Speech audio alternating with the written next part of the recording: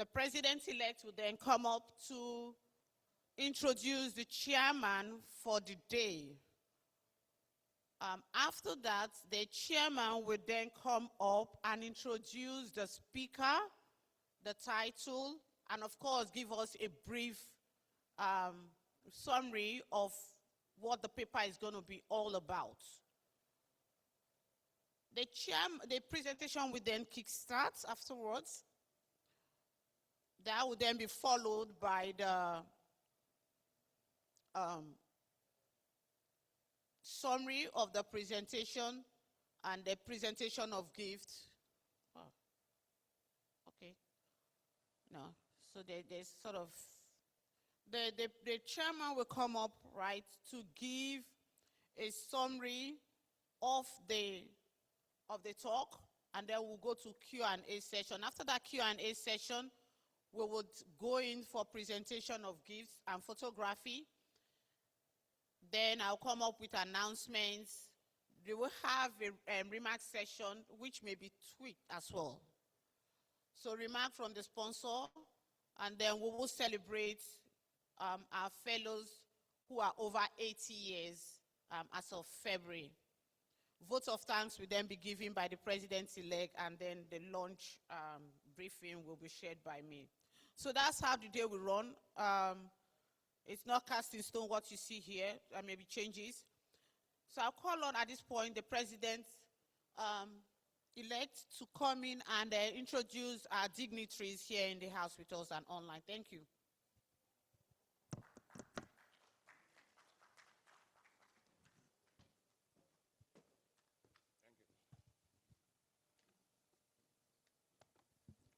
Yeah, good morning, everybody, and welcome to February 2026 technical business meeting of NAPE.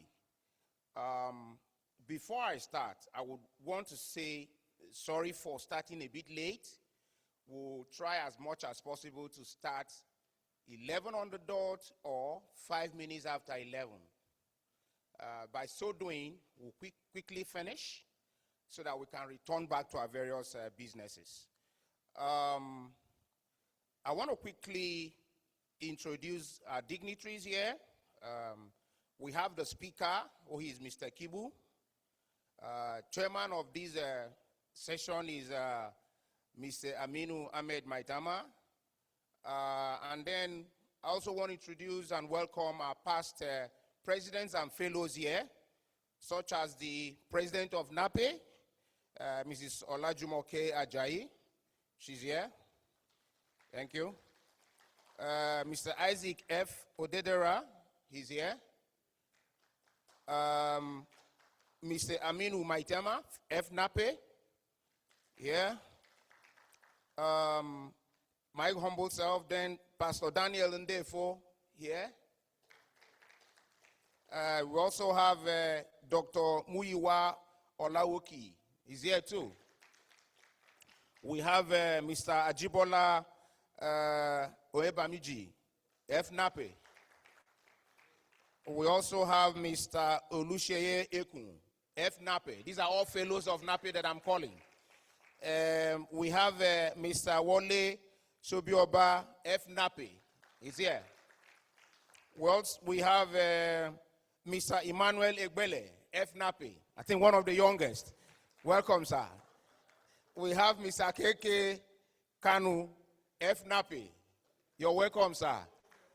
And then we have Mr. Abiodun Ogunjobi, FNAPE. Welcome, sir.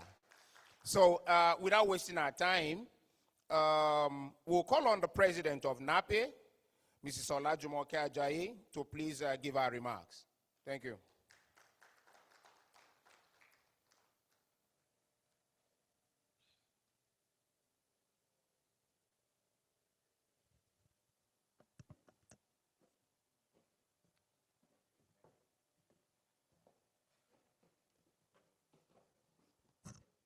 Good morning, everyone. And I welcome you to our technical meeting for the month of February, year 2026. Yes, we have a technical meeting last month, which was a special technical meeting to celebrate the 90th birthday of Ben Osuno. So we can say that this is our first technical meeting, for the year 2026. So thank you very much for making time to attend. And all those who are online, we thank you for coming again. Most especially, we thank our sponsors, NServe. Thank you for taking up this challenge this month. If you had not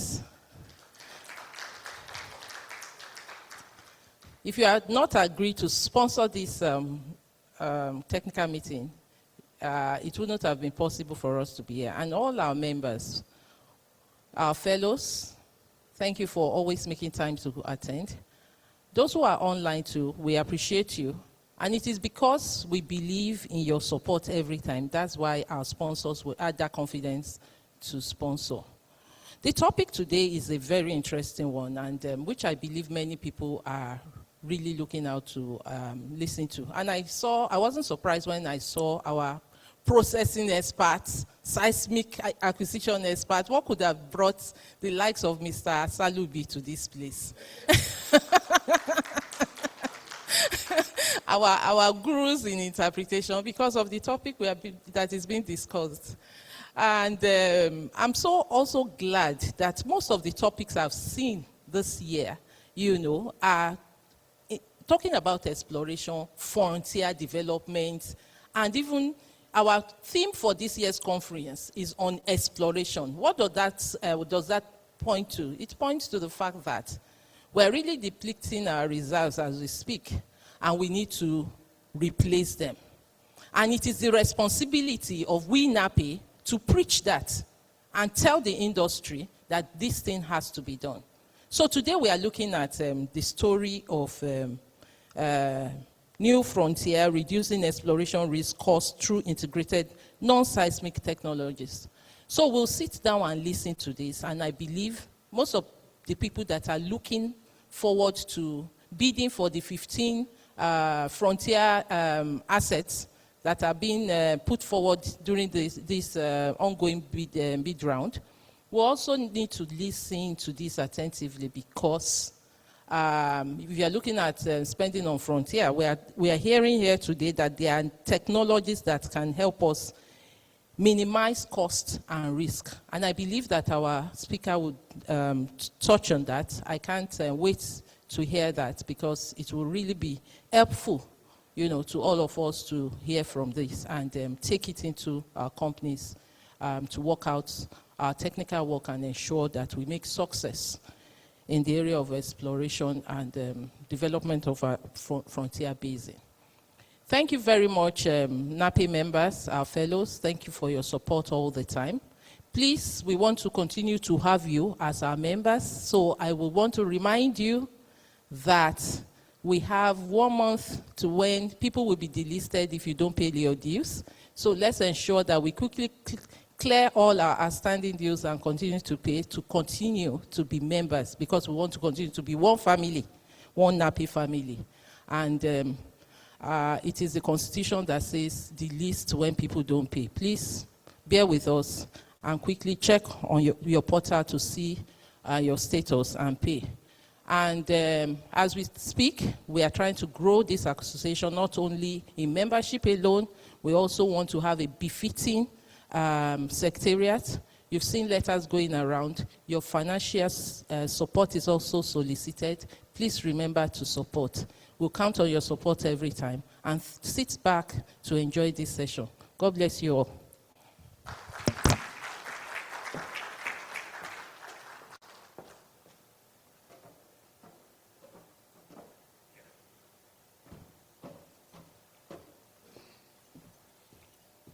Yeah, thank you very much, Madam President. And for me to continue, I want to first of all recognize fellows that are online. We have Mr. Alex Tucker, FNAPE, he's online. We have Dr. Emmanuel Enu, FNAPE, and chairman of the Advisory Council, he's also online. We have Mrs. Pat Marcelli, also online. So, thank you all for coming. So, before we go ahead, I would like to call up on the speaker and the chairman to come up, and then before I introduce the chairman, please, Mr. Kigbu, can you come up? Mr. Aminu Maitama, please. So while they are coming up, I would like to read to us who the chairman is. So Mr. Aminu Ahmed Maitama, FNAPE, is a highly accomplished petroleum exploration executive with over 3 decades of experience in the oil and gas industry. He has led major seismic acquisition, processing, and drilling projects across Nigeria's frontier and producing basin, with expertise spanning geophysics, reservoir engineering, and project management. His career includes senior leadership roles at the Nigerian National Petroleum Corporation, NNPC, NNPC Energy Services, that is NSAF, the people sponsoring this program, and Integrated Data Services, IDSL, formerly IDSL, where he coordinated landmark exploration campaigns in the Niger Delta, Chad Basin, and the frontier basins. He holds a Bachelor of Science in Geology from the University of Maiduguri and an MSc in Mineral Exploration Geophysics from the University of Ibadan. A fellow of the Nigerian Association of Petroleum Explorationists. He is also a member of the Nigerian Mining and Geoscience Society, the American Association of Petroleum Geologists, and the Society of Petroleum Engineers. His recent achievements include facilitating the synergized acquisition of ocean bottom nodes, OBN, seismic technology in deep water fields, and supervising successful re-entry campaign in the Chad Basin. Currently serving as Managing Director of Sama Services Limited, Maitama continues to drive innovation in consultancy, procurement, logistics, and training. He is recognized for his leadership in exploration strategy, capacity development, and advancing Nigeria's energy resource base. Please welcome the chairman for this occasion, Mr. Maitama. So I will now call on him to introduce the speaker so that we can start immediately. Thank you. Thank you, PE.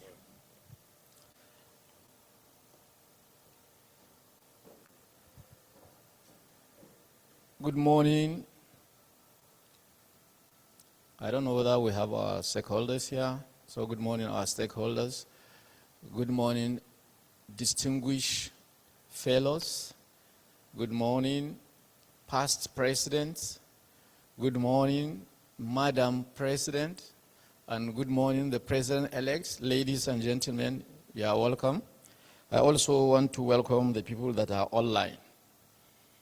So today's topic, we are going to discuss from Kolmani to new frontiers, reducing exploration risk and costs through integrated non-seismic technologies. The landmark Kolmani discovery demonstrated the transformative value of integrating emerging non-seismic technologies with legacy geological and geophysical data sets to enhance prospect identification and maturation in Nigeria's frontier basins. By combining tools such as stress field detection, SFD, enhanced full tensor gravity gradiometry, EFTG, magnetotelluric method, MT, and other complementary non-seismic methods such as remote sensing, micromagnetic analysis, thermovision tomography, etc. The Kolmani campaign validated an adequate exploration workflow capable of reducing uncertainty, shortening cycle time, and lowering overall exploration cost. Building on this proven concept, similar integrated approaches have now been successfully applied to additional frontier basins, including the Kiana Prospect in the Middle Benue Basin in OPL 813 and the Bida Basin. where they have significantly accelerated lead maturation and reduced exploratory risk despite the challenges of limited historical data, poor seismic imaging, and difficult terrains. The results underscore the effectiveness of multi-physics integration as a strategic tool for frontier basin exploration, enabling more informed decision-making, optimizing resource deployment, and unlocking new hydrocarbon opportunities across Nigeria's underexplored provinces. This presentation highlights the methodologies, case studies, outcomes, and business impact of this integrated non-seismic exploration framework, illustrating its critical role in advancing Nigeria's search for new energy frontiers. To make this presentation is Mr. Kigbu Livinus John, please.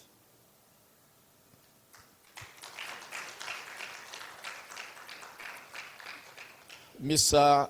Kigbu has worked in a multidisciplinary team in exploration and reservoir engineering, utilizing seismic and non-seismic tools for exploration, integrated reservoir engineering workflows, in consulting for both the international oil companies, the local oil companies, and other NNPC subsidiaries such as NEPL, with professional excellence in the exploration and production value chain, ranging from prospect generation and maturation, static, dynamic, and flow assurance models, reserve performance analysis, reserve/volumetric estimation, and production forecast with analytical and reservoir simulation approach. He led the team that made a successful discovery of 456 million barrels in Kolmani River campaign and has sustained this hunger for frontier exploration campaign across the Nigerian open acreages. Mr. Kigbu is currently the Deputy Manager Formation Evaluation, Frontier Exploration, FES NSAF. He has a BSc in Geology and MSc in Petroleum Engineering from Heriot-Watt University in Edinburgh, Scotland. He is an active member of FNAPE as well. Please help me welcome Mr. Kigbu.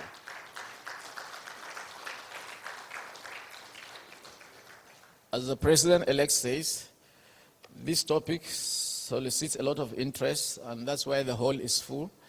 People that have backgrounds in processing, and my ogas are here, and those who are bidding for the 15 blocks coming up by NEPRC. This is a very good starting point. At the end of his presentation, I will give a brief summary highlighting the takeaway points. This will be followed by questions and answer sessions. Those that are in this hall, there will be microphone that will go around. If you are recognized to ask question, please tell us your name, tell us your designation, and the company you are working for. While those that are online, Mrs. Somime, I hope I pronounced it well, will handle questions from online viewers. You are welcome.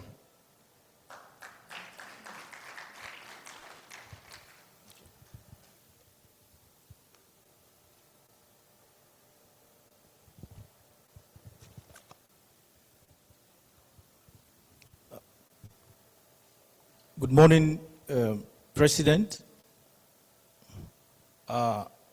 distinguished colleagues here. Permit me to stand on existing protocol. Once again, I'm Livinus J. Kigbu. I'll be leading the charge. Now, today's topic, as has been emphasized, is from Kolmani to New Frontier, reducing exploration risk and cost through integrated non-seismic technology.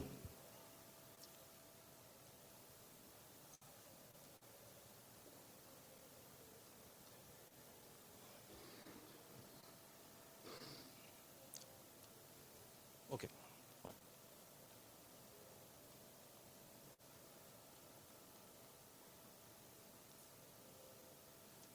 All right, so seismic data no doubt has revolutionized the search for hydrocarbon. Following the advent of 3D seismic in the 70s, there are a lot of breakthroughs. However, challenges abound as exploration with seismic data progresses, because seismic amplitude no longer was given the results that desired, as volcanics, cemented sands, overpressure shales exhibit high amplitude and they were drilled for hydrocarbon. This has led to a lot of risk, time wastage, and cost. For example, in Anambra Basin, 4,500 2D line kilometers have been acquired around 1976 to 1983. Only Anambra River 1 and probably Ihandiagu and Igbariam has made some discovery. The same thing in the Benue Trough, 3,158 line kilometers of 2D was acquired, 3 wells were drilled, and only Kolmani River 1 was said to have made a find. The same thing happened in the Chad. 33,000 line kilometers were acquired, 23 wells drilled. Unfortunately, most of them were volcanics and they've been drilled. This is loss of money and time. Now, today, should there be an integrated non-seismic data that can cut down this volume of data and time, we would have been able to achieve a great deal. Today, in the course of this presentation, some of the selected workflows that we have put in Kolmani, the Upper Benue Trough, has demonstrated the efficacy of those selected tools in terms of risk reduction, costs, and time saving. Now, again, to emphasize, the benefit of deploying non-seismic technology will include the reduction of exploration time and cost, the efficiency of prioritization of seismic data from the most prospective to even more focus. Thereby, you are cutting a large area and focusing on area that is prolific. It is non-invasive. You can cover wide area and many others.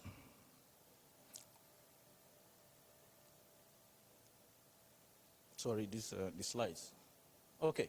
All right. The area we'll be looking at is Kolmani and Upper Benue Trough, where we have demonstrated some of these technologies, and it was used in a Benue prospect to fast-track exploration.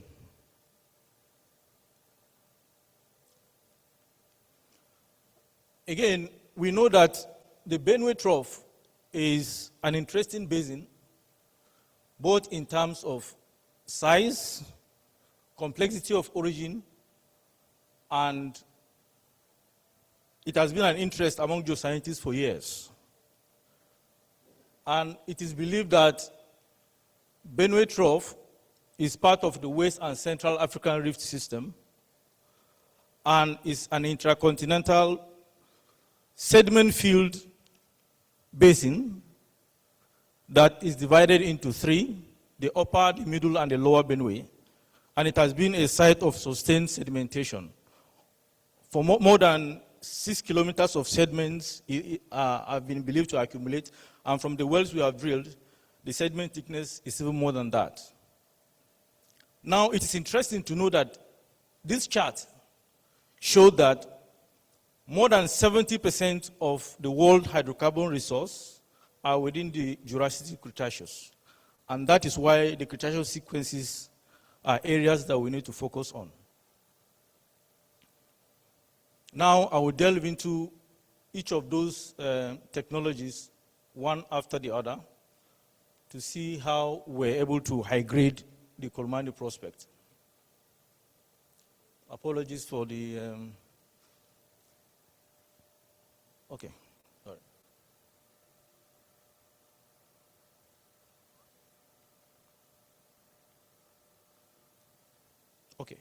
Sorry. I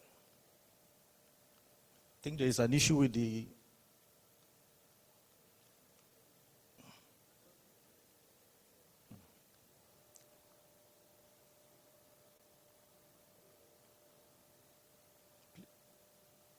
Okay, fine.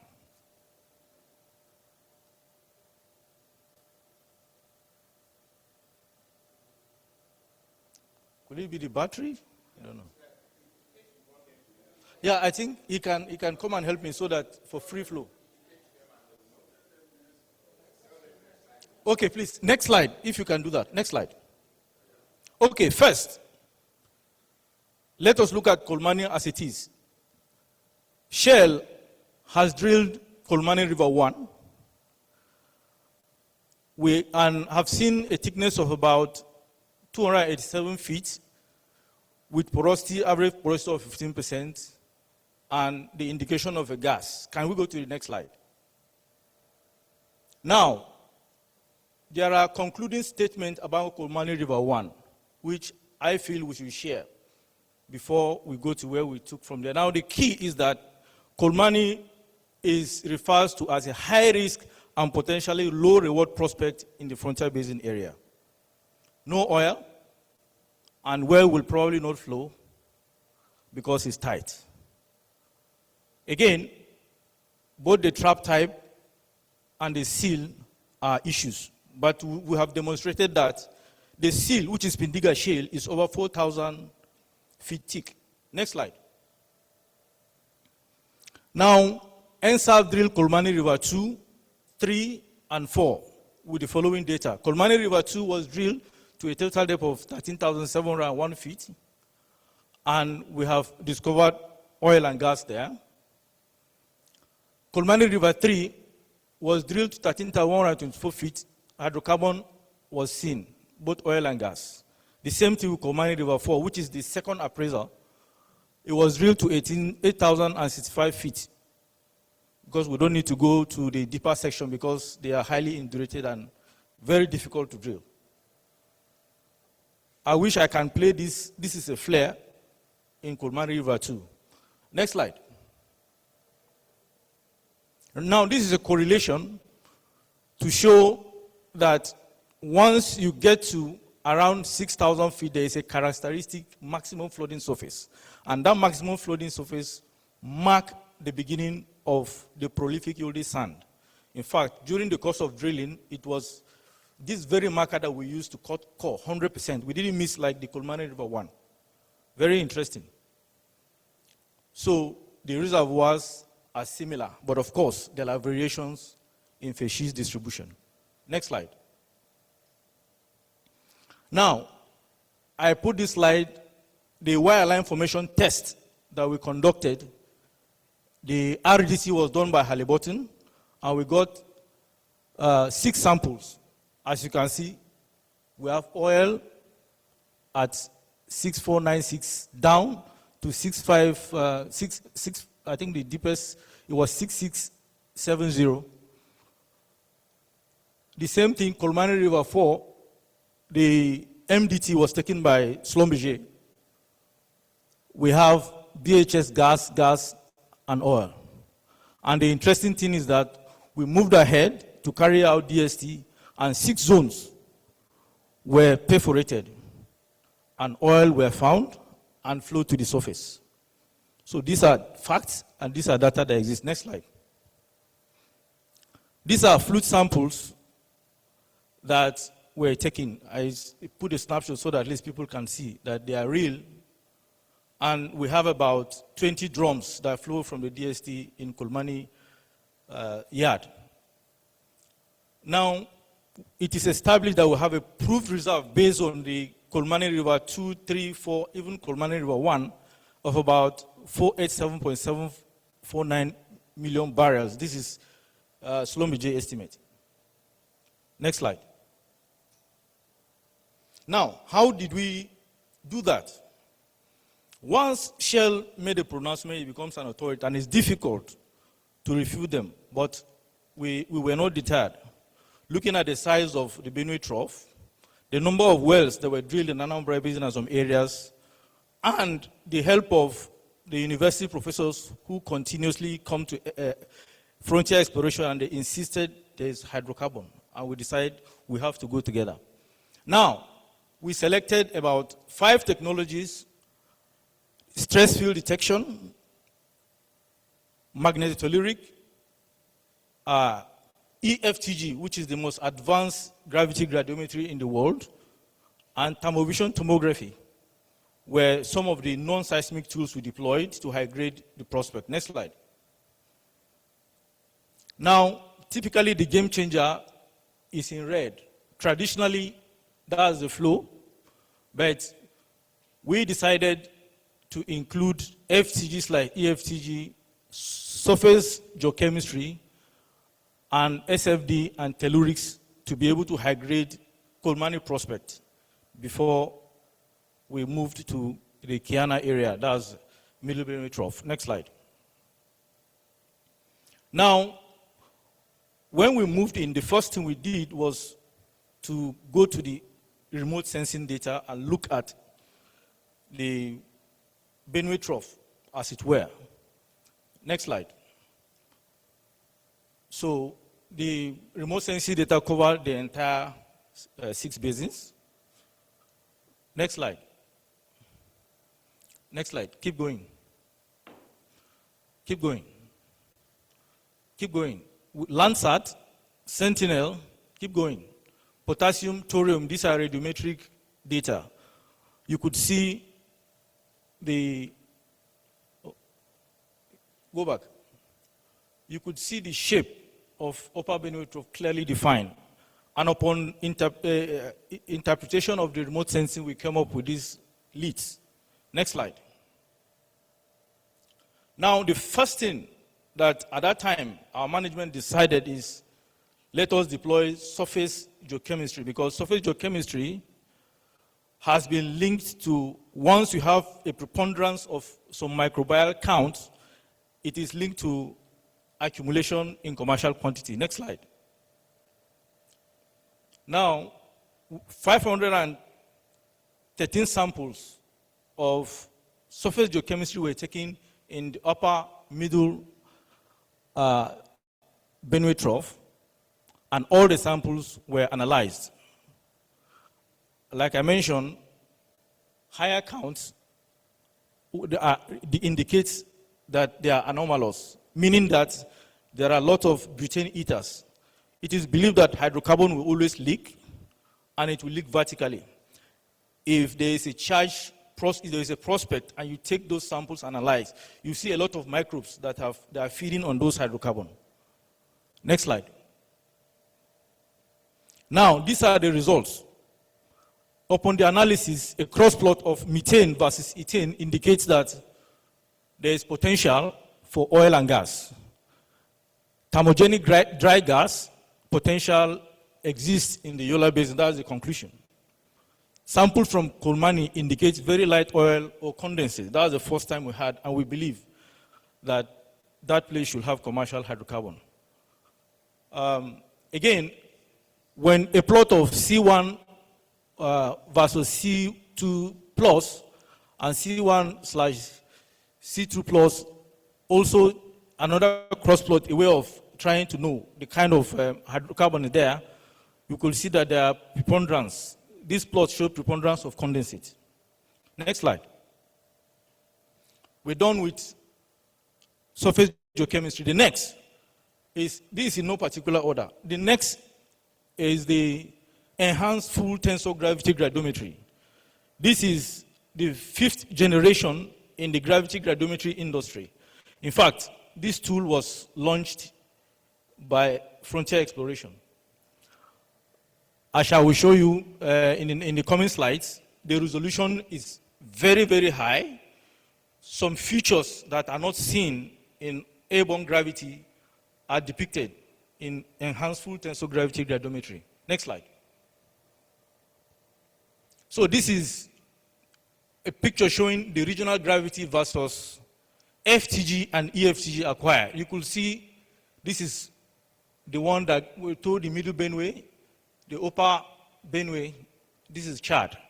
So we acquired all these data across we use that to design focus 2D lines.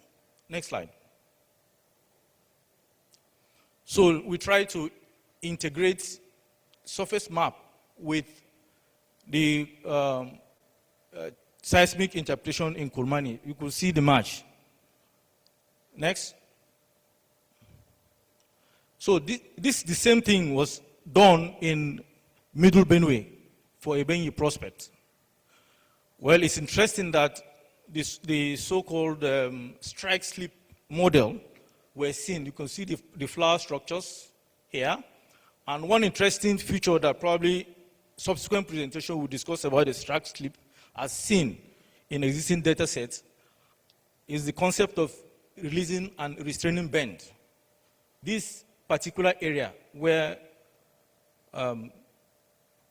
Middle Benue prospect, Ebenyi, is a releasing bend where materials accumulate. It's an interesting topic, not for discussion today. Next.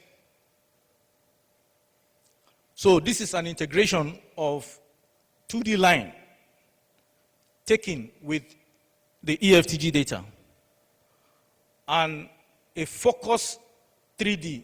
We're supposed to have taken about 215 line kilometers ideally without this integration, but we ended up taking 86 square kilometers focus 3D.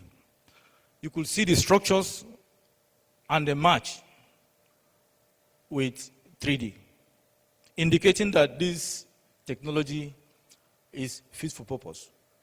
Next.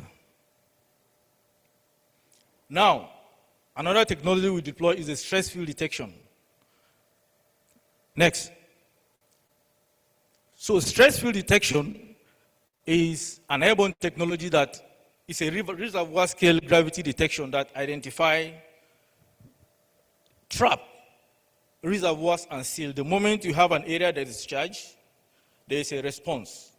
And this anomalous response could be either a relaxation or it could be a sequence anomaly or character. Once you pass through a charged system, there will be a deflection and the sensor will pick it. Next slide. So this is 2D line calibrated with SFD. You could see the area recommended by SFD, this relaxation. And this is where the prospect in 2D is.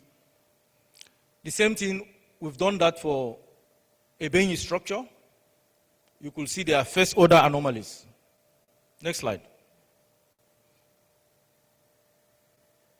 Now, the next DHI that is critical is the magnetotelluric. Magnetotelluric can act as pseudo wells. Next slide.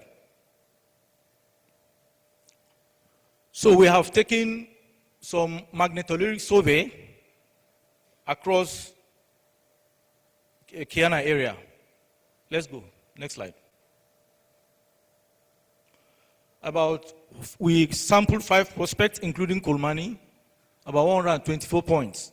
And normally, the telluric, upon interpretation, you will see signatures. And the range is from 0 to 5. If you have 5, it means it's excellent.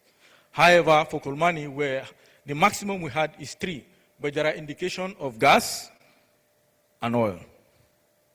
Next slide. Already we have drilled Kolmani before we acquired telluric, so we calibrated it with the data. And there is a perfect match where we're able to take sample, the prolific area, and the telluric data. So we have confidence to deploy it in Ebenyi structure in Kiana. Next slide. So this is the Kiana telluric data. We have taken about 15 telluric points, and you can see the way we correlate them across. And all these are indicating oil and gas. In fact, the Kiana area has a signature of up to 4.5. So we constructed a map using those points. Next slide. The next is MMM, micromagnetic anomaly. This is a second derivative of gravity. You know, it is believed that magnetic mirror in the near surface are related to seepages of hydrocarbon. These data exist, they are gravity data, and then a reinterpretation of them will come up with anomalies. And these anomalies are also added into the list of the technology we deploy to increase our confidence. Next slide. So this is where SFD, MMA, terrorists all agree at a point in Ebonyi area, and that necessitates where we focus. We're able to take this size of the seismic data, just 86 square kilometers, focused, no need to waste too much money. Next slide. Great, so upon once we have designed the area for the Kiana, we went there, we were looking for water. We drilled 3 water borehole. Lo and behold, all those boreholes are oozing out gas. I would have loved to play this video here. I don't know if you can. Can you help me? Click here, this video, so that they can see. Those are the gas oozing, showing that Kiana prospect is prolific. Or if you can, okay, click it. You can click that. No, even on this guy, you should be able to. From there, you can do that. Okay. Okay. Exit the slideshow.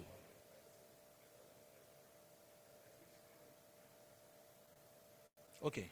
Can click now. Just double click. Open.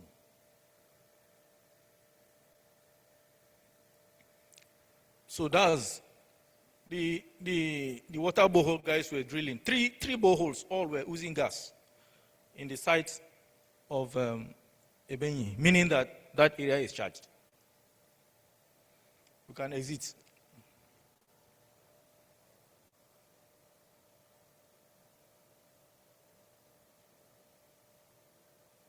So next slide.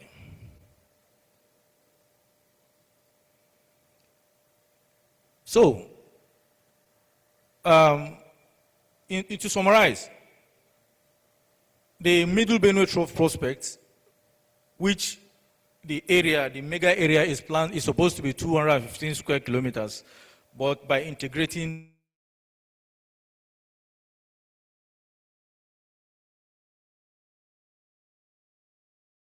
as focused, achieving a 61% cost reduction. We have done similar in the Bida Basin, but based on, they say 20 minutes, I cut down some of those slides out.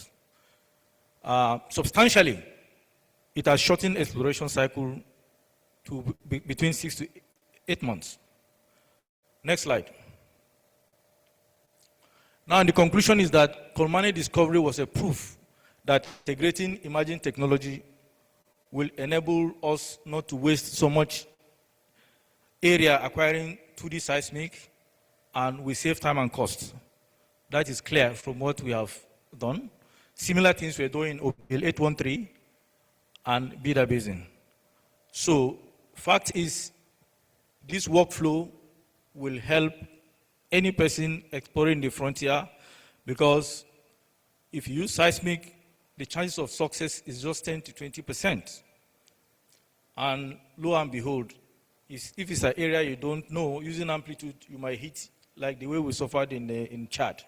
Hopefully this workflow will help us to advance the frontier exploration campaign. Thank you very much.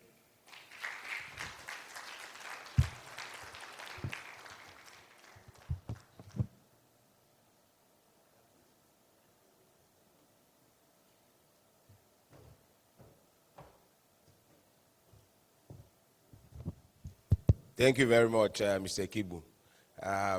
You all agree with me that there were a lot of analysis done here.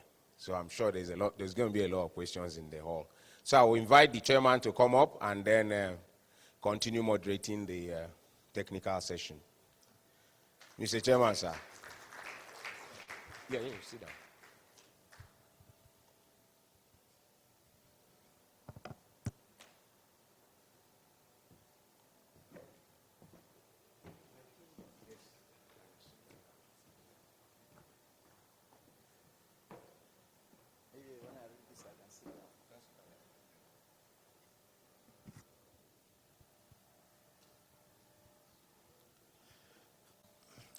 Good afternoon once more. I have a brief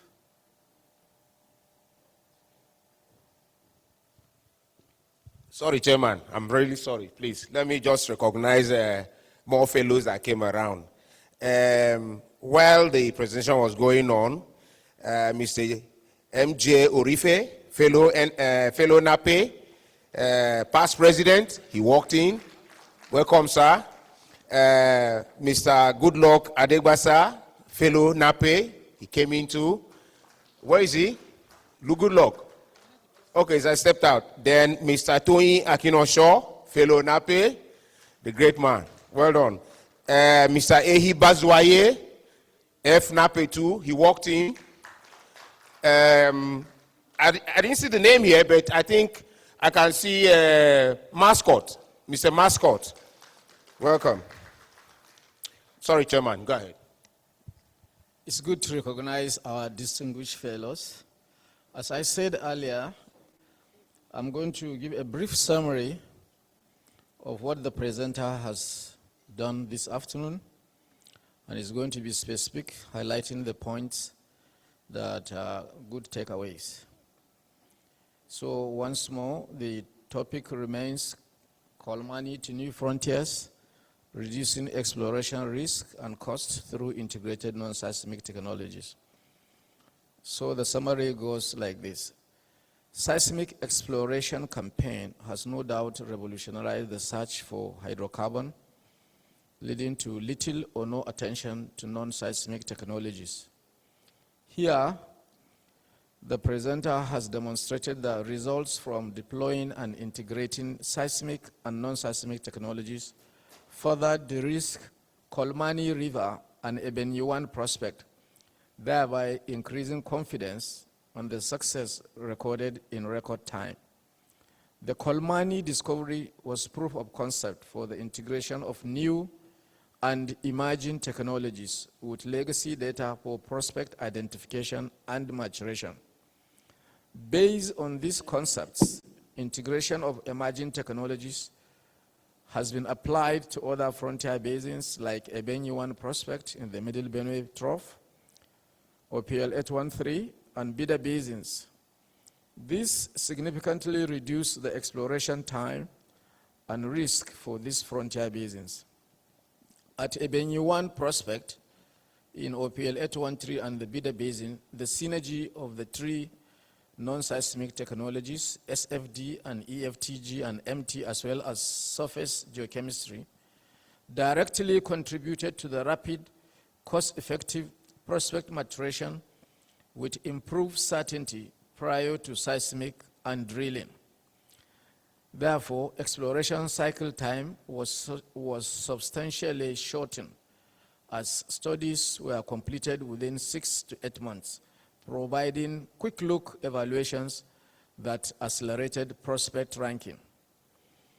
In a notable benchmark, Kiana seismic was planned at 215 square kilometers 3D, but it was optimized to 86 square kilometers, achieving a 61% cost reduction.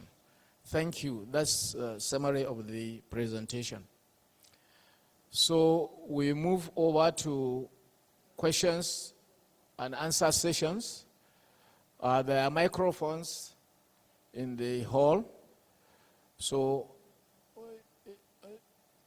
you can ask questions, but when you stand up, please tell us your name, your designation, and where you work. Mr. Tony. Good afternoon, colleagues. Good afternoon, Chairman. Good afternoon, Pastor Dan Defo, one of the Precambrians in the room. Thank you very much. Uncle Jim Orife. Yes. So I stand on the protocols of those elders. I appreciate the work done. This is the reason why we come for technical meetings every month. I don't know if there's any higher quality continuing education program than the one that our association organizes. This data basically integrated into the overall frontier Nigerian data that we have, which has been a bone of contention. Where is what is where? It does help a lot, and that it has been done by the national oil company is fairly significant. It also basically reduces a whole lot of some of the pointers of debate. My own challenge is that as I was looking at those data, I was looking for the DST results, because there was supposed to be DST. And then I was also comparing the STOIP that we all know that STOIP is not necessarily deliverable. The STOIP is roughly around 500, but you keep on quoting your 1 billion and 500 BCF of gas. I don't know how one can tie that. But I appreciate really how you showed us those sands, the sands, about 4 of them, that are, because those are some of the part of the contentions in the geology community. Where are those reservoirs? I would also have liked if you had explained how the permeability is, what kind of diases you're looking at, and how you think when you say flow to the surface, that's what the DST will tell you. What are the chokes? And how do you, I know that is getting out of geology, but that's also how we determine what the rock volume would be like and some of those volumetrics. So those are the questions that I have. As part of those who are very skeptical about the so-called discovery in Kolmani. Now I'm convinced that you do have something. I just want an enhancement of what I've learned. Thank you very much again for the significant, and the fact that, don't get shut down with seismic. That's what you're telling us. The 3D seismic is, in this year, is 40 years old. That was when the whole idea, moved from 2D, and when people like Keke Kanu were in some dark rooms, and some of us were wondering what they were doing, and not every geologist in the system was working on.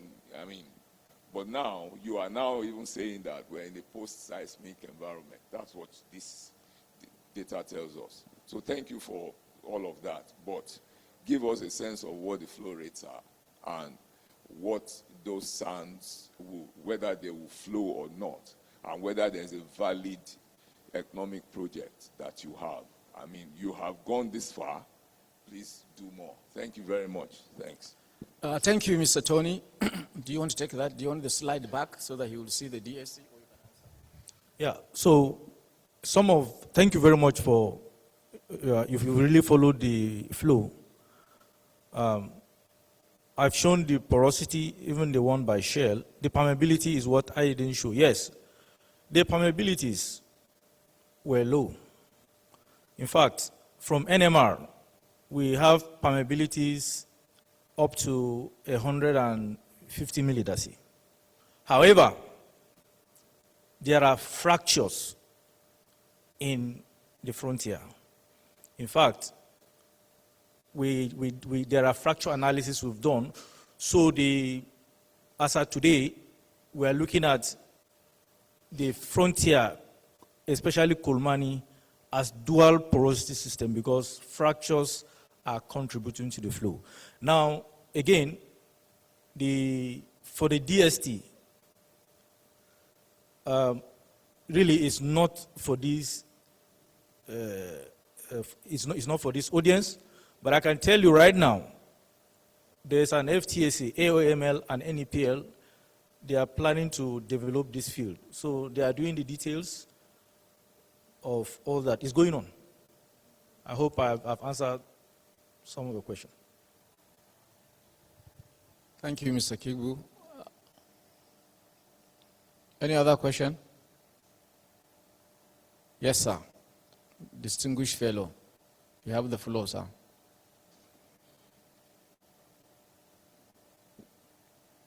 Thanks so much. Thanks so much. Thanks so much. Thank My you, name sir. is Muyiwa Olaoki. I work for my wife and myself. And your children, sir? And, no, my children are working. They are Oh. doing their own. My children, they are doing their own. I'm doing my own with my wife. But this is quite interesting. I just want to beg you to do me a favor. Yes, sir. Can we see the map for that Kolmani 2 to 4? I mean, those wells must have been drilled with a map. Yes. Can we see a map here in this presentation? Because let's not leave the fundamentals. An engineer, a civil engineer will tell you he wants to build a house. He will show you a sketch of the 30-story scraper that he wants to build. But if we cannot have access to simple map, horizon structure map, we have this map on this sand level, therefore we are making these wells, and we can see this type of map in this type of presentation. I think it helps us. And then we don't want some of our young people to go away with that. We can come with sweeping statements of 500 million barrels stored without a map. Please, do us the favor. Show us a map. Show us the log that shows the hydrocarbon. The log that you show is seemingly flat. Seemingly flat. And to me, the challenge is in the Cretaceous, we know that the Maastrichtian compression came. Maastrichtian compression is all documented all over our basins. And with the Maastrichtian compression, preservation may be an issue.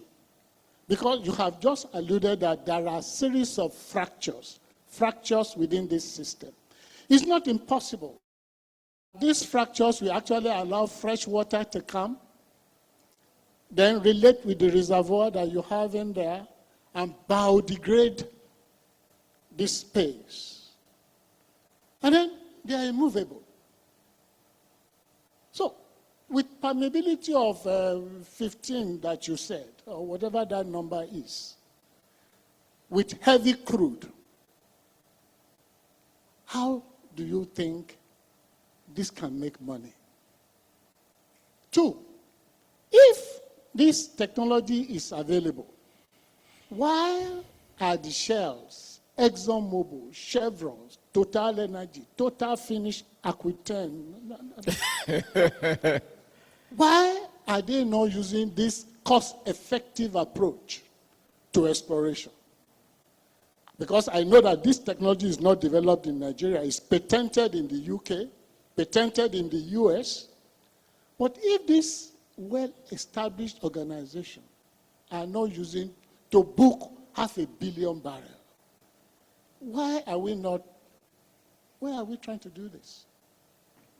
Pardon me if I'm getting a little bit worked up, but I'm sure you have the answer. We're just waiting on you to finish, sir. I have finished, sir. Thank you, distinguished fellow. Let's answer him first before we pick the next question. Do you have those maps? Yeah, I think, so I had in the earlier slides that there were like 60, I removed the map. But in the last slide, I still preserve part of the map. Can you go to maybe that slide where I tried to show the flare? That's one of the surface map. I still have some of the closures, the aerial closure in my stick here. I can show you. The other question is, okay. Yeah. Yes. So again, I think you remember that the BPs, the Shells, they were heavily dependent on seismic, and it failed in a lot of cases.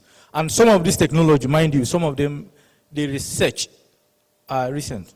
I think I'm here. There's one of the proponents of one of the tools here, sitting. So again, we don't want to go into the argument of why Shell didn't apply, and you can see why Shell did not succeed in Kolmani. So probably this technology gave us confidence, and we've seen what we are seeing today. Again, technology is changing, and it's good for us to continue to embrace change. What?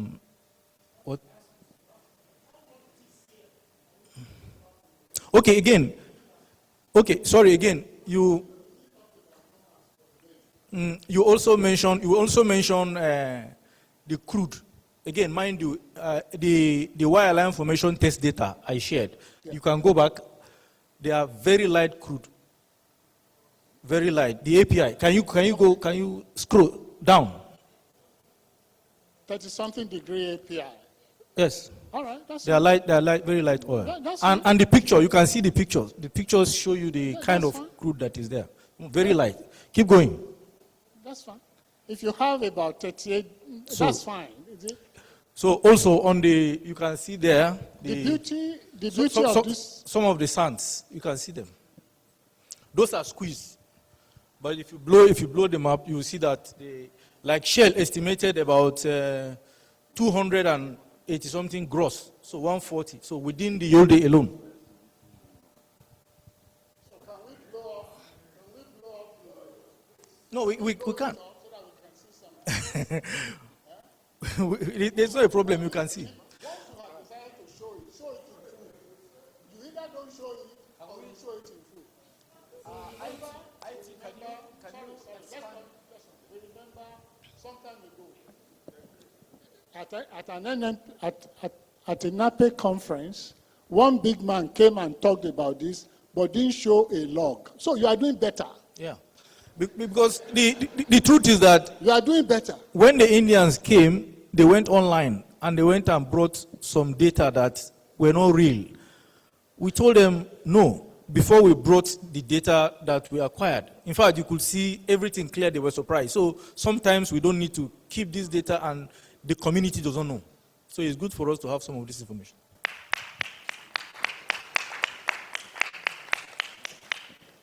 Okay, we want to recognize our boss, my boss, 80-year-old. Is getting closer to my dad's age. My dad, 82? Really? My dad was 89 before he passed on. Okay, I want to recognize our chief, Oga, Mr. Orife. Please give him the microphone. Thank you.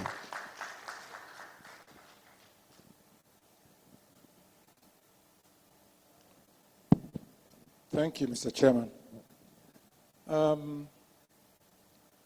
am historically interested in this particular topic. That's why I made sure I came today. In exploration,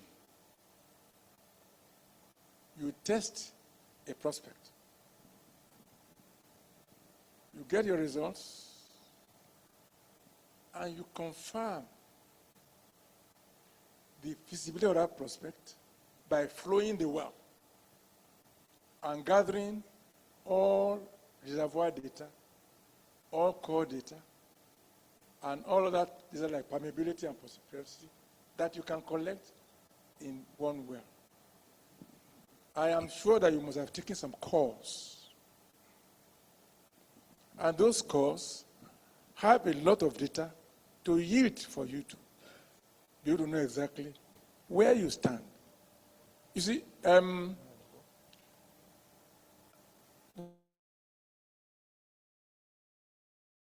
things we did in our first round of exploration in the same NNPC and NOC. It was in another company, same company. So I think this must be lying somewhere in your system that people have not followed up. That's aside. Now, who discovers a strip of 500 million barrels and leaves it lying low? Nobody does that. The economics is wrong. But I think that as a company, people are saying that time for oil is going away. Whatever you find now, make the best use of it. Don't let it lie fallow for 1 second, because time is of essence. People are saying there's going to be they're having, what do you call it? Transition, or transition, whatever. Whatever you have now, please, make the best of it. And whatever you have, let people have the information so that interest will be generated and you can make the money you have invested and the energy you have invested in all that you have done, you claw it back. Don't just spend your money and then leave it there.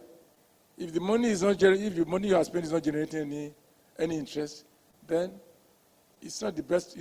I'm not sure that's not what you want. You want to make the best impact and also get the benefits of the energy you have expended. Thank you. Thank you, sir.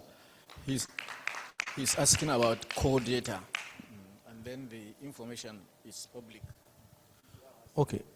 Thank you very much, sir. Yes, we have acquired 150 foot of core in Kolmani River 2, and then sidewall cores in Kolmani River 4, the second appraisal, and Kolmani River 3. I think one of the slides showed some of the core intervals. They are there. Also, for the DST, we have data. They are there because the purpose for the presentation is not DST. That's why they are not here. But again, the DST wasn't long enough. Remember, again, that time we're expecting the president, so the emphasis wasn't really to, so we'll flow and then wait. They say he's coming, this is not coming that week. So, but we have some of those flow data. They are available, sir. Almost all the data, the best data, all the suite of logs we have acquired. Yes, Halliburton, Schlumberger, they were the ones that did this job. They are here. Some of them are here. They can attest to it. Thank you. It is very important that some of these services, wireline log and coring, are done by standard international companies that everybody knows. Schlumberger, Halliburton, they are the guys that did this job, and they're in this hall. And as my Oga said, we follow the footsteps of our seniors, and we are sitting here. They know they did the job. They can raise their hands and say the same or otherwise. Yes. All right. Tony, I've answered your question. Is there any other person? Otherwise, I'll go to the online. Oh, okay. Yes. Distinguished Yes, fellow Mr. Ndefo. Yes, I've been raising my hand. Sorry, sir. I thank God you have allowed me. Yes, I'm really excited because this is the first time, let me say it now, that I'm seeing logs from Kolmani, and all the time we have been hearing it has been speculative. And I know that the company I worked for, when we were trying to see how we could replenish our reserves, we did a lot of moving around in the Benue Valley, trying to prove, first of all, is there a source rock? Is there a reservoir? Was oil generated? And we did everything. All what we knew was around Anambra River, Anambra Basin, just. But now, seeing this, I'm highly excited. But I want to say this. I don't know whether Nigeria can fund everything in this Benue Valley. Isn't it good now that you begin to show more of what you are having? Because what you are showing is really exciting. Although I would have loved to see just a reservoir, maybe even if it is 20 feet or 30 feet, you just cut it off and show it. Let's see, let's look at it. That's what we normally do. Everything you are showing, you put it in tiny. I wasn't seeing all the things we are showing. But please know that the multinationals or the foreign companies that will bring their money, for this type of thing, most of them now are interested in the deep offshore. And if you keep, hoarding, because it looks as if everything is being hoarded, at what point are you going to produce? When are we expecting the first oil? Give more data, because what you have shown really means that the Benue Trough and all those basins, they are prolific. There's something there. But the way you are doing it, if Niger Delta, if the people that started Niger Delta were doing like that, we wouldn't have been at the level we are now. Please, you are doing a good work. I'm excited to see it. But let's have more information that will give investors confidence to come in. There's a lot to do. That's what I'm saying. Thank you, sir. Thank you, sir, for recognizing the efforts we put in this. And I just want to re-emphasize to everyone here that the basis of any exploration anywhere, you have to first of all have a petroleum system, you have a source rock, a reservoir rock, a seal and trap.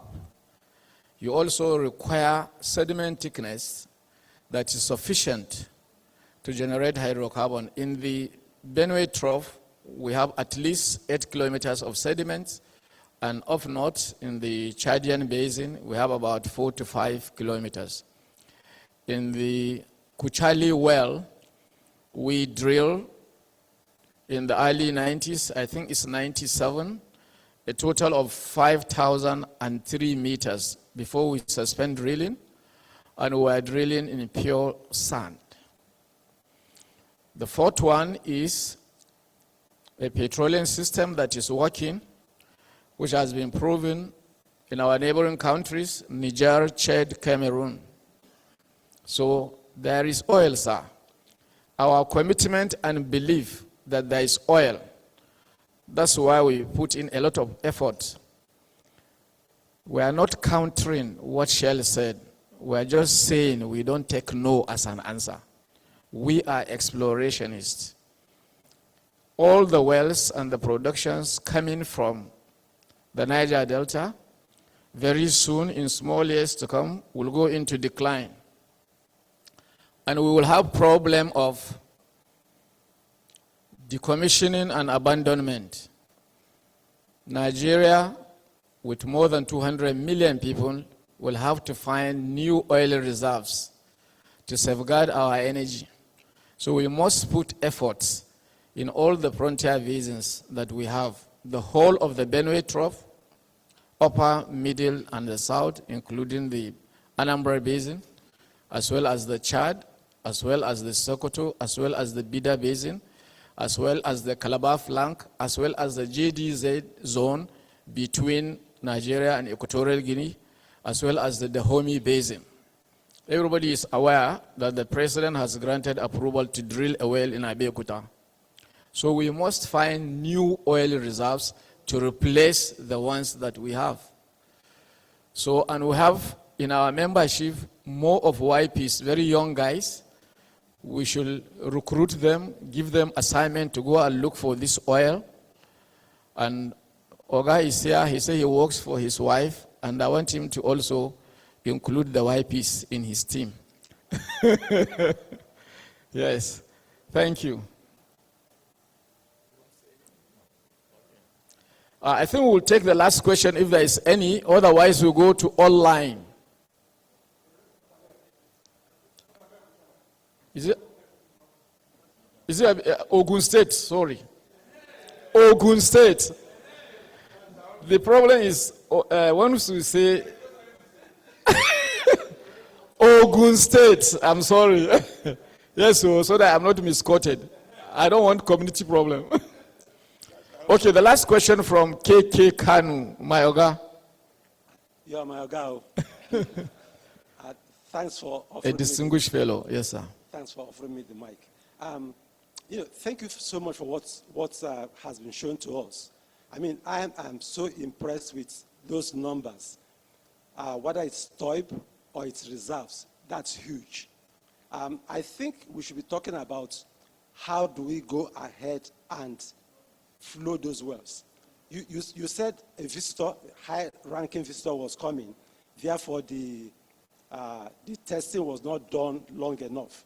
I think that should be one thing that we go back and do, to do an extended well test. How much can these wells flow? And after that, let's go ahead and develop it. You know, if what we are hearing at this time when there are blocks around that are on offer, if we are hearing that the company that owns Kolmani is about to start producing that field, the dynamics will be different. So I think that's what should happen next. Flow those wells, the 4 wells or so, for an extended period. Also come up with a production plan, a development plan, and let's go ahead and produce it. Thank you very much. Thank you, Mr. Kanu. You know, these topics will continue to generate interest, and I have my seniors, my Oga is looking at me directly. So we will take questions from online. Mrs. Somime, do we have questions online? Hello. Yeah, we do. We have, thank you so much for the questions here in the room. So now going into the online, we have 5 so far. The first one is from, okay, the first one is from Julius Adesun. He's asking, thanks for your insightful presentation. What would you say is the limitation of the adopted technology, if there are any, as compared to the seismic reflective method? Please clarify on the depth of the investigation for the deployed tools. Okay, yeah, so as far as I'm concerned, these non-seismic are enablers. They help when you integrate it with seismic. It gives you more value. You acquire less of seismic, which is very expensive, and you spend less time. So, to the best of my knowledge, you may not have much of a disadvantage. And also, for telluric, you can go as deep as 12 kilometers. So it's that deep.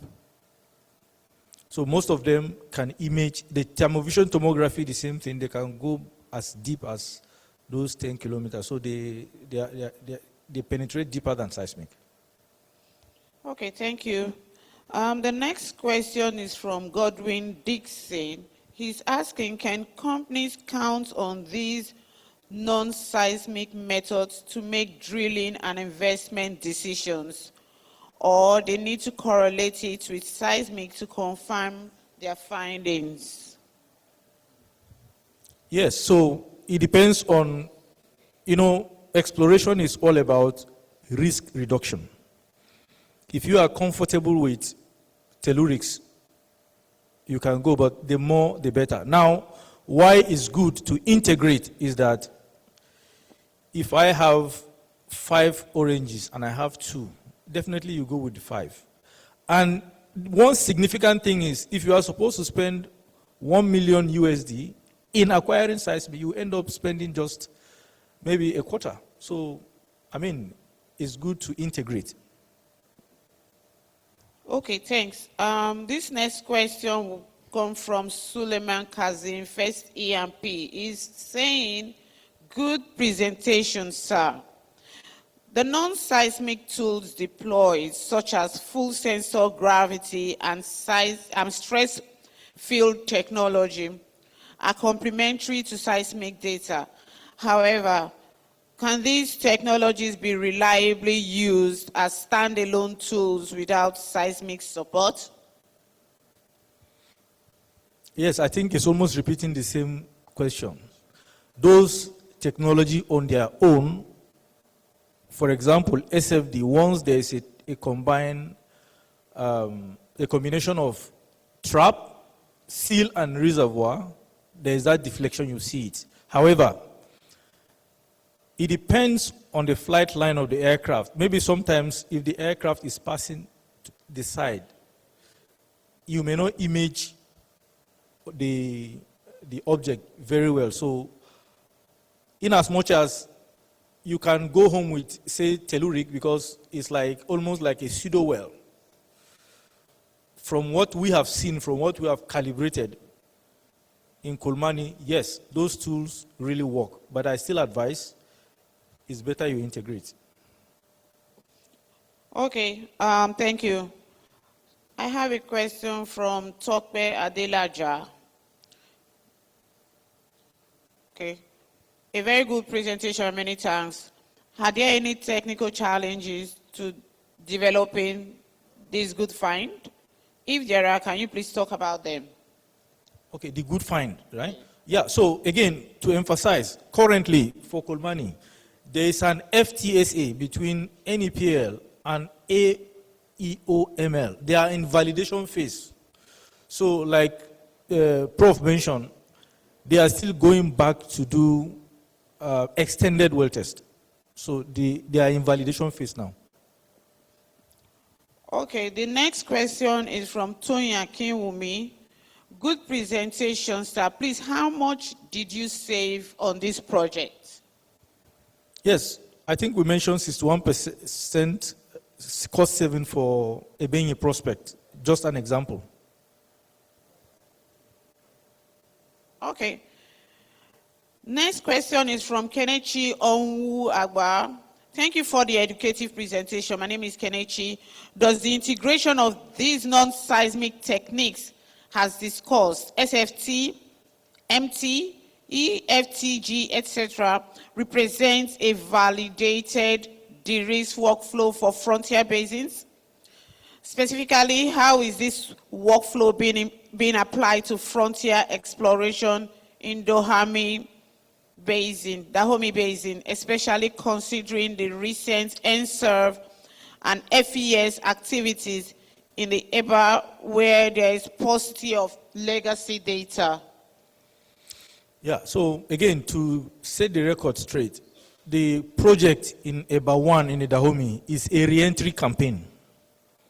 EBA 1 is already leaky. There's hydrocarbon coming out. So the first thing is we're re-entering it to check the integrity of the well to secure it, and then carry out saturation logs and other validate at what depth the hydrocarbon is coming. Then we have already acquired thermovision tomography. It's another de-risking technology. So we already have possible drillable prospect awaiting calibration. We're also going to run 100 square kilometers focused 3D around that EBA well so that we can understand the geometry. Okay. Two more questions, please. From Joseph Ejedawe. What? Is that baptizing? Okay. Thanks to the presenter for an interesting presentation. The integration of non-seismic technologies is dictated by the nature of the terrain and has yielded positive results.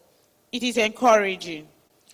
The commercialization of the discovery is critical to the confirmation of this result. I think it's just a comment. Go ahead. The commercialization of the discovery is critical to the confirmation of these results. Yeah, so I think it's still repeating the same thing, commercialization. So, like I said, Kolmani is under funding and technology service agreement, AEOML and NEPL, in the validation phase. Okay, the last question from Ahmed Oyesomi. Good presentation. What is the geologic character in hydrocarbon correlation between Kolmani 1, which is dry, and other Kolmani wells that found discovery? Is Kolmani 1 off the zone where Kolmani 3 saw hydrocarbon? Okay, again, let me also say this. Kolmani River 1 to me is a discovery. Unfortunately, the challenge we saw in Kolmani River 1 has to do with the formation evaluation. They struggled to get fluid samples and they could not. We had the same challenge, but I think Tony is here. The Halliburton staff, I was with him in the rig. We had to force him. Because the truth is that the Kolmani environment is a hostile environment. The temperatures are very high. Tony, you can tell us how many tools were fried. So, most of the wireline formation tester tools were getting fried. So, meaning that most of the tools that were used for formation evaluation were not designed for that environment, and probably that was why they couldn't get fluid.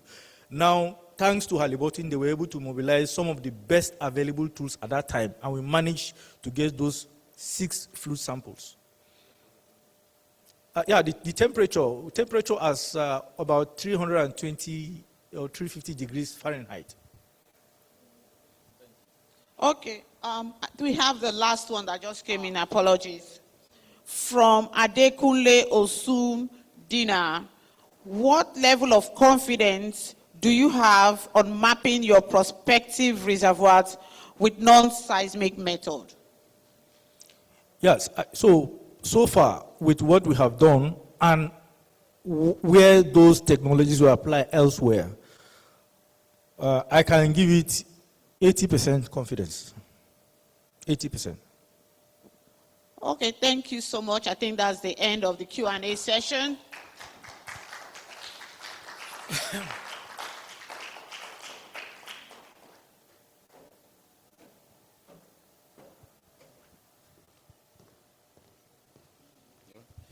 Thank you very much. I wasn't expecting anything less from Kigbu and then the chairman, Mr. Aminu Maitama. Thank you very much, Kigbu. You've done justice. I know a lot of curious minds are still wanting to say or ask something. You have opportunity. Once we are done, Kigbu is very much around. You can walk to him and have a side walk, conversation on this topic. I know it's an interesting topic. Why? It's for Nigeria. So I will encourage us to meet him after this if we have more things to ask. So before I further, we have over 95 participants online. That's what I heard. Over 95 participants online, and more fellows are there online. I would like to call their names. Mr. Jide Ojo, he's online, fellow NAPE. Mr. Nedo Osayende, he's online, fellow NAPE. Dr. Wilson Osun, fellow NAPE, he's online. Mr. Wole Oyetoran, he's also online. Mrs. Adodeja Ojelabi, she's online. Dr. Adelola Adeshida, he's online. Dr. Joe Ejadewe, he's also online. I think I saw Mr. Andrew. I don't know whether it's the one I saw. Ejairese, I don't know. He's also a fellow of NAPE. So these are all fellows that are online. Then for executive members present here, we have those physically present as the president, Mrs. Olajumoke Ajayi, she's here. Mr. Emmanuel Egbele, he was here, maybe he has left.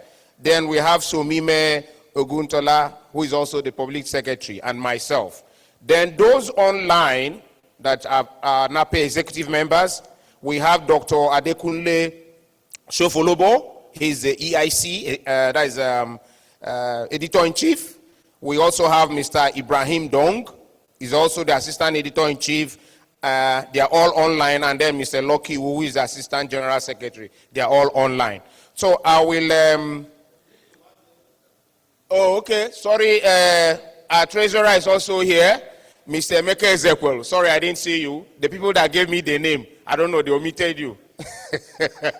So sorry about that. So I think we will now do a presentation of the gifts and the photographs. Madam President, please, Lawrence.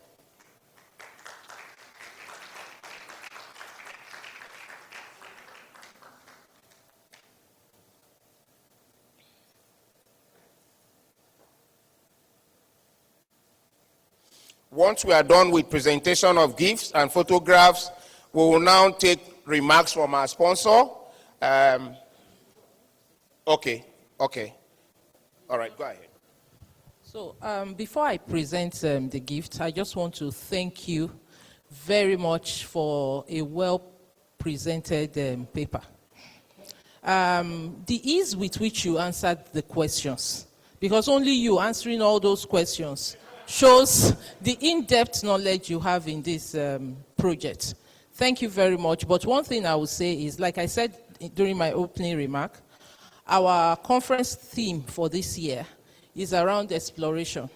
So I would want to request that your company put up a very good technical presentation for this conference and ensure that you cover put into consideration all the comments, the feedbacks regarding logs, regarding maps, and some other information. Make it a very rich presentation. We want to go to our frontier basin, and the discovery and the success of this one will give investors the confidence to put their money in the frontier basin. So thank you very much.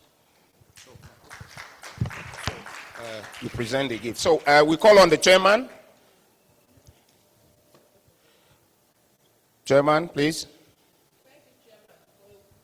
Job well done. I knew that you were once on this project, so you have a good knowledge of it, and I could see the way you spoke, which shows that you were a part of it. Thank you very much. And we believe you continue to come when we call on you. Thank you. Thank you. And this is from NAPE to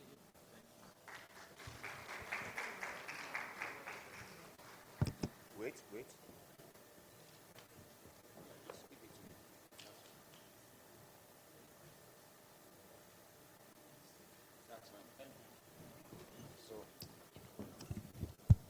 The speaker.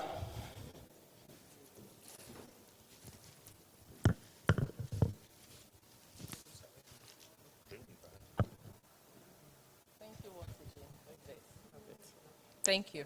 This is from NAPE to you. And like I said, we still want to see more of you.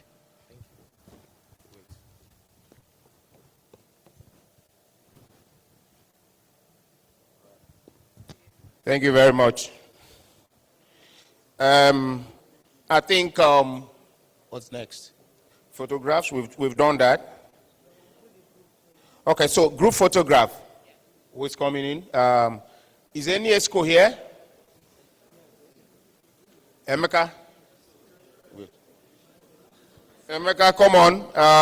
Come up. Okay.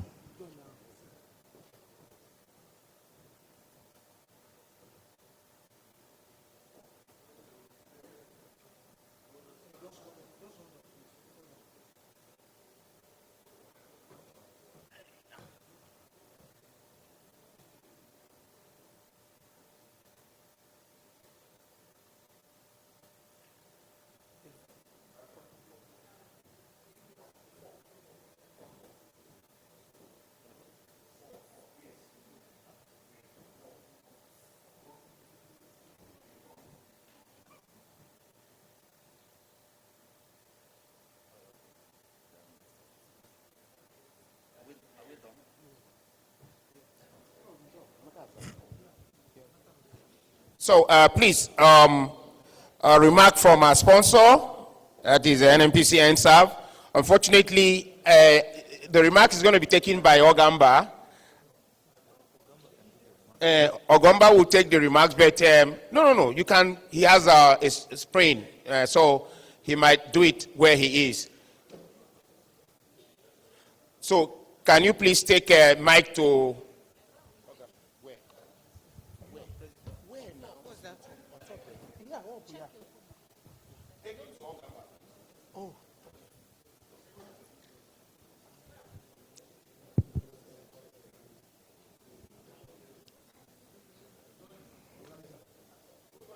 Okay, thank you so much, PE. On behalf of NSAF Management, that is NNPC Energy Services Limited, I wish to extend a warm greetings to all the attendees, including those online. NNPC NSAF is the center of choice for service delivery to the oil and gas industry. As I've been showcased in this presentation, we can see that we make exploration activities attractive by employing innovative technologies to reduce the turnaround time for projects. And as we asked, one of the questions we asked is the reason why some of these technologies are not being employed by some of the RCs. I also want to state that this technology, especially for the magnetic telluric, we employ the mature basins, especially for de-risking. And has been working, we've rendered this service to some companies, and they've actually seen the value. We still continue to aggressively push it so that some other companies will also key into this. Having said that, I want to state that NSAF has always been a firm supporter and partner of FNAPE in sponsoring activities from the annual event to technical meetings within the zonal, some of the zones within the country. And I have the assurance to state that NSAF will continue to partner and support FNAPE in all these activities going forward firmly as the company continues, and to state that today's event has actually been interesting, and I wish to say everybody to enjoy the rest of the day. Thank you very much. Thank you so much.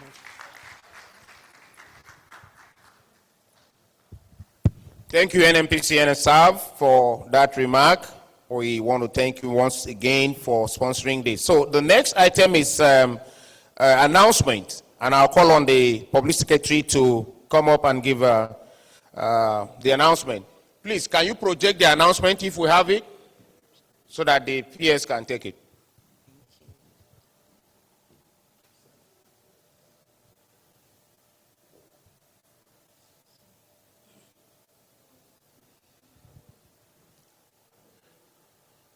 Okay, so we are now in the announcement section for our upcoming activities, ongoing activities.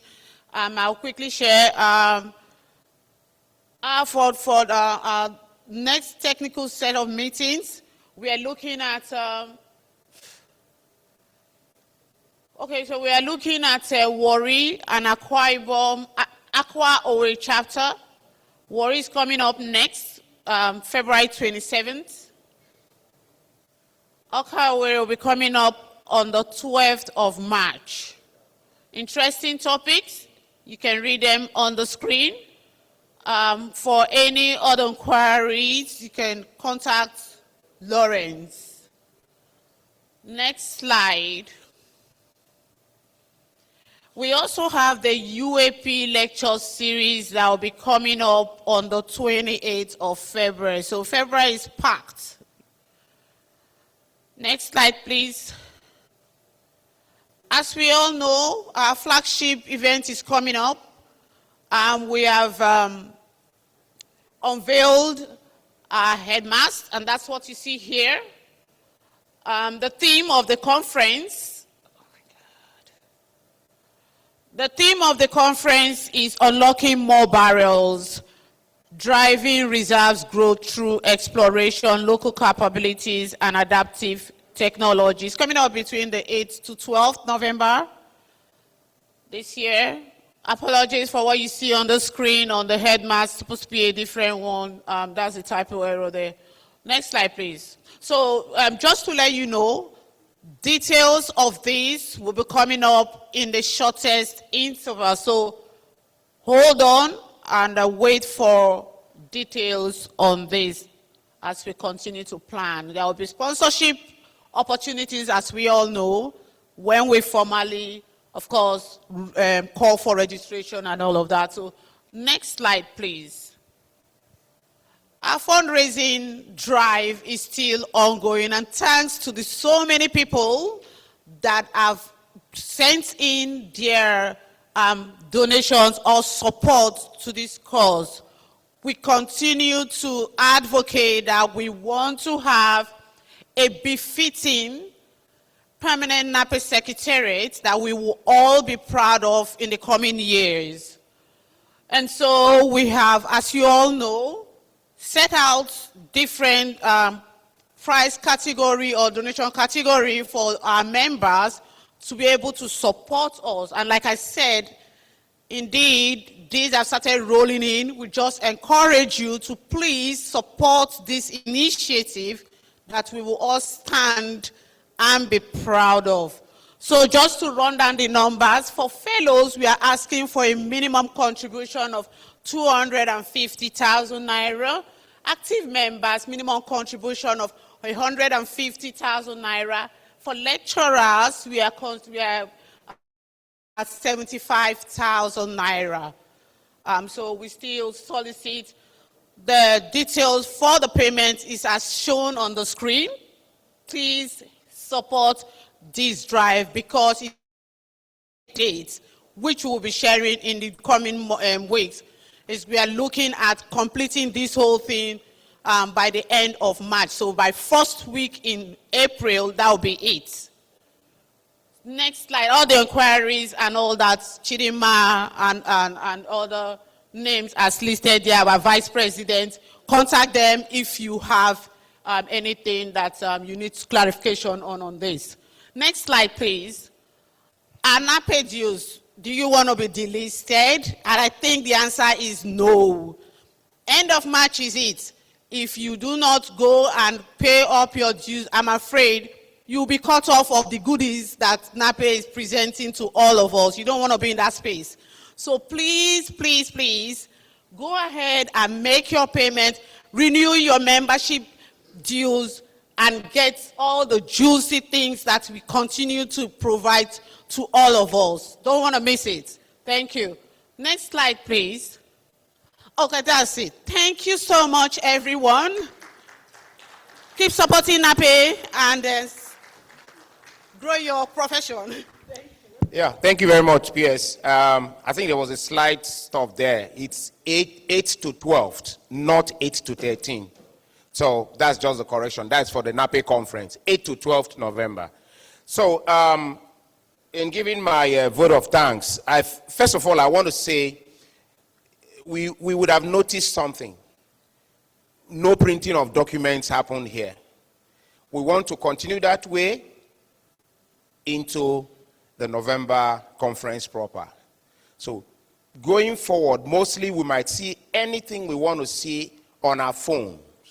We will send both the announcements, abstracts, agenda, all those things will be sent to us probably on our WhatsApp or maybe laptops and, whatever device that we have. So we will want to make use of digital so much so that by the time the conference starts proper, all those things will be in a kind of web app or web page that we want to develop for the conference. I'm just giving us a microcosm of what we are looking at.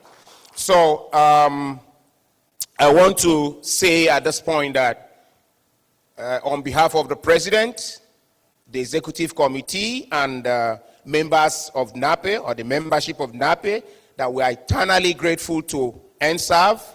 Please take our wish and our thanks to your MD for graciously agreeing to sponsor the February technical meeting for FNAPE.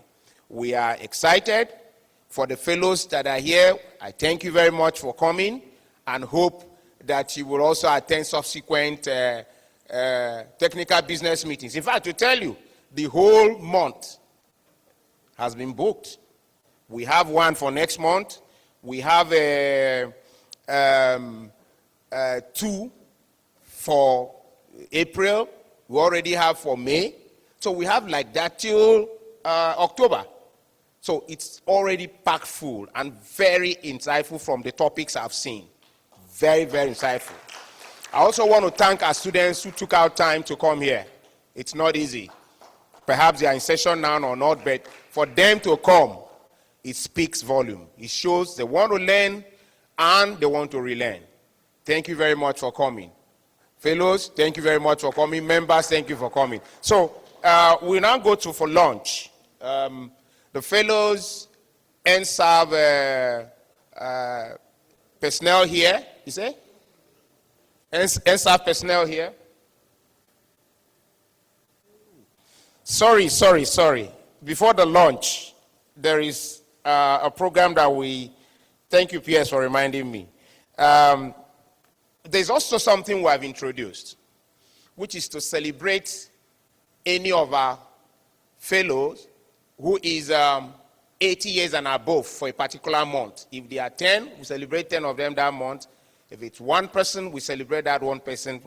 So it's just to wish the fellow a happy birthday, long life, prosperity, God's guidance and all that. So for this month, we have Mr. Jim Orifek. Please, can we, technical, can you, please, let's rise and wish Mr. Jim Orifek a happy birthday. Can we sing to him? Happy birthday to you. Happy birthday to you. Happy birthday to happy birthday. Happy birthday to you. Thank you very much. Let's not ask him that. So congratulations, sir.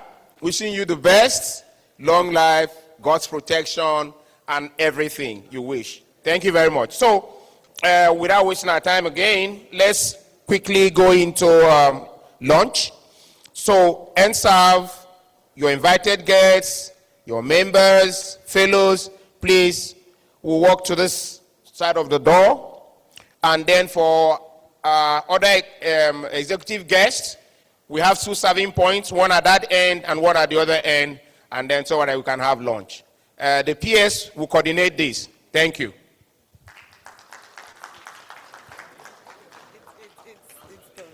Okay, so we can now go for our lunch as has been advised and continue your networking, and that will be the end.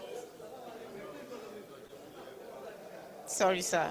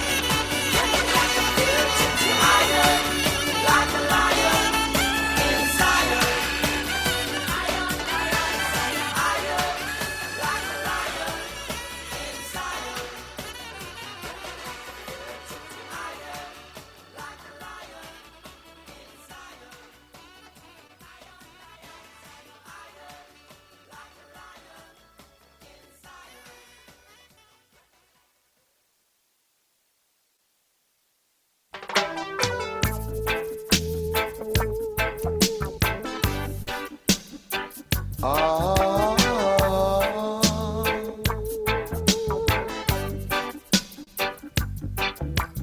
tell her try your best just to make it quick. Home and tend to the sick.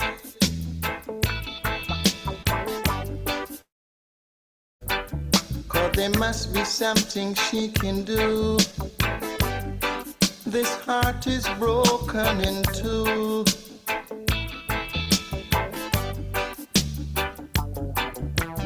Tell her it's a case of emergency. There's a patient by the name of Gregory. Night nurse, only you alone can quench this thirst. My night nurse, oh gosh, oh the pain is getting worse.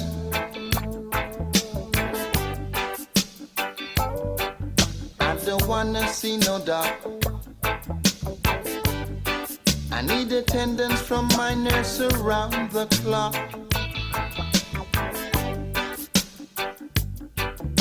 Cause there's no prescription for me. She's the one, the only remedy. Night nurse, only you alone can quench this thirst. My night nurse, oh the pain is getting worse.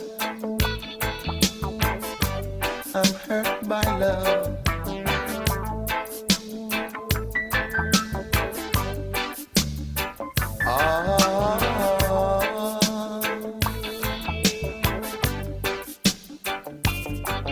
I don't wanna see no dog.